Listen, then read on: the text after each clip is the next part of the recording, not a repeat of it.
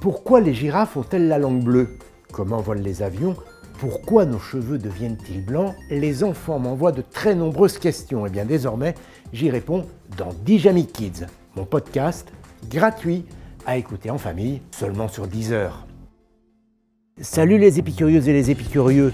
Aujourd'hui, j'ai préparé une pizza.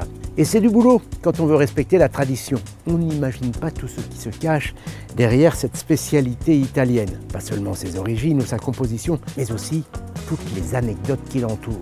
Allez, aujourd'hui, la pizza est reine de mon atelier.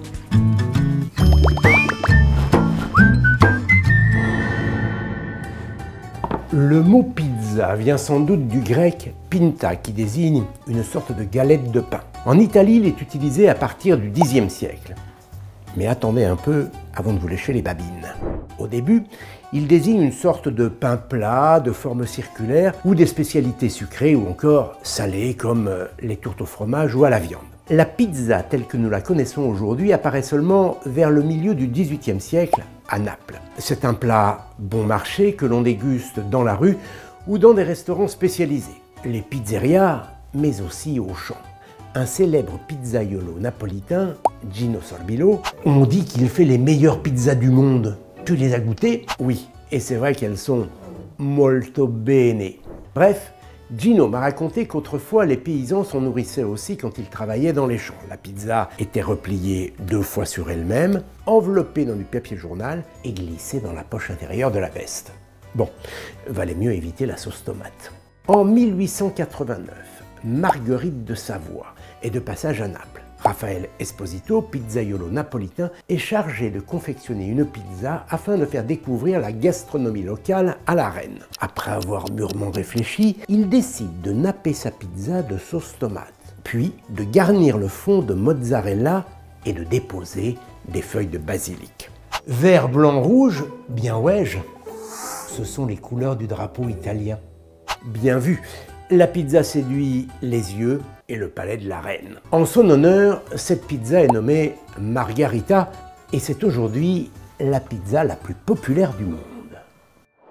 Au début du XXe siècle, la pizza traverse l'océan Atlantique. Direction les États-Unis avec les migrants napolitains partis s'installer à New York. La première pizzeria américaine ouvre ses portes dès 1905, Lombardise. Elle est installée dans le quartier de la Petite Italie, dans Manhattan. Petit à petit, la pizza séduit le cœur et surtout l'estomac de tous les Américains. Mais ce n'est qu'après la Seconde Guerre mondiale que la pizza devient populaire partout dans le monde et on en mange jusque dans l'espace. Tenez, le 7 septembre 2021, une soirée pizza a même été organisée à bord de l'ISS. Thomas Pesquet l'a filmée et l'a postée. On se croirait presque un samedi sur Terre. On dit qu'un bon chef ne révèle jamais ses secrets, mais j'ai fait une vidéo pour votre plaisir. Tout sauf l'ananas, ce serait une grave offense en Italie. Évidemment, les premières pizzas n'avaient rien à voir avec celles que l'on consomme aujourd'hui, même à bord de l'ISS. Jusqu'au début du XXe siècle, la pizza est fabriquée à partir d'une pâte très fine, agrémentée d'ail, d'huile d'olive, d'un peu de sauce tomate, d'origan et parfois quelques tranches de prosciutto, du jambon si vous préférez, parfois même de petits poissons. Ce n'est qu'après la Seconde Guerre mondiale qu'on a commencé à utiliser de plus en plus d'ingrédients pour des garnitures de plus en plus généreuses. Dans les années 60, un Canadien a même eu la drôle d'idée d'y ajouter de l'ananas pour créer la fameuse pizza hawaïenne. Et aujourd'hui, il y en a pour tous les goûts. Et vous, avec quel ingrédient la préférez-vous? N'hésitez pas à partager vos goûts et vos recettes en commentaire. Moi, ma préférée, c'est la reine, la regina. Et pour obtenir une pizza parfaite, même les scientifiques ont mis la main à la pâte. Si, c'est l'heure de l'ardoise. La mathématicienne anglaise Eugenia Cheng a établi la formule suivante. T sur D, facteur de R6 sur R3 moins 15 au carré. Je savais bien que la pizza, c'était pas de la tarte. Elle permet de déterminer la bonne quantité de garniture à utiliser selon le diamètre de la pizza. Car s'il n'y en a pas assez, on se mange les doigts. Et s'il y en a trop, la pizza est surchargée et la pâte toute molle. Tenez, En parlant de garniture, des chercheurs néo-zélandais ont voulu savoir quel fromage il fallait utiliser pour faire la meilleure pizza possible.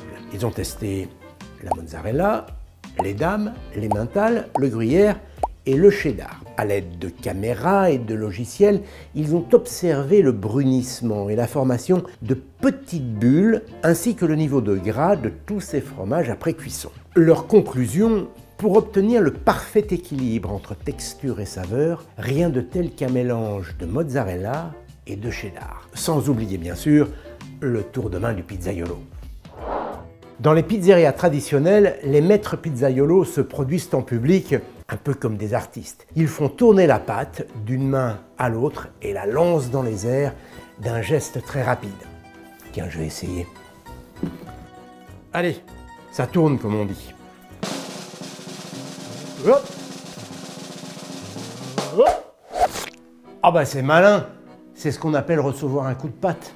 On peut dire ça. En 2017, les Italiens ont fait inscrire l'art du pizzaiolo napolitain au patrimoine immatériel de l'humanité de l'UNESCO. Il existe même des championnats du monde de la pizza. Des centaines de pizzaiolos viennent du monde entier s'affronter pour réaliser la plus grande pizza, la plus rapidement préparée ou tout simplement la meilleure pizza. Quoi qu'il en soit, tous ces gestes obéissent à des règles extrêmement précises. Direction la cuisine.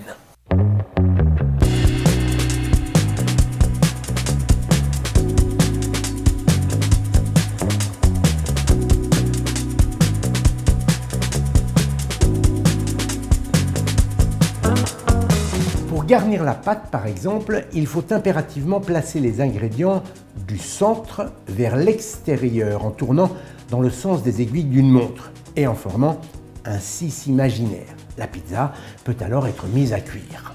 Et dans un four chauffé avec du bois de hêtre, exclusivement du hêtre. Et oui, à Naples, on ne rigole pas avec la pizza. En France non plus, il se vend plus d'1 milliard de pizzas chaque année. C'est l'équivalent de 10 kg de pizza par personne. C'est simple. Avec les Américains, nous sommes les plus gros consommateurs de pizza de la planète, devant les Italiens. Allez, il est l'heure de vous laisser. Je vais prendre mes quartiers de pizza.